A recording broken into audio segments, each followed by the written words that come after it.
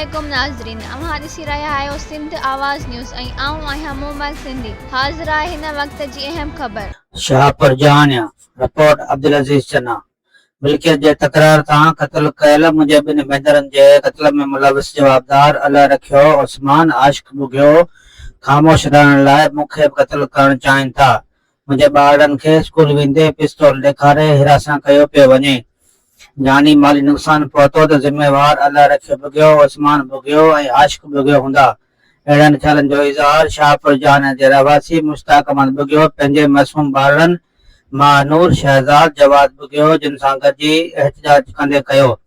हिन चयो त मिल्कियत ख़ातिर जवाबदार अल्लाह रखियो भुॻियो, उस्मान भुॻियो, आशिक़ भुॻियो जिन मुंहिंजे भेनरनि खे बिजली सां क़त्ल कयो हो, हाणे जवाबदार मुंहिंजे मिल्कियत ते कब्ज़ो करणु चाहिनि था ऐं ख़ामोश रहण लाइ जान जा दुश्मन बणिजी विया आहिनि। मुंहिंजे औलाद खे पिणु स्कूल वेंदे हिरासत कयो वञे थो। हिननि एसएसपी शहीद बिन रबार, डीएसपी ऐं एसएचओ दौलतपुर ऐं आला अदालतुनि खां तहफ़्फ़ुज़ ऐं इंसाफ़ फ़राहम करण जो मुतालबो कयो। ऐं वधीक ताज़ा तरीन ख़बरनि लाइ ॾिसंदा रहो सिंध आवाज़ टीवी न्यूज़ ऐं सब्सक्राइब करणु न विसारींदा।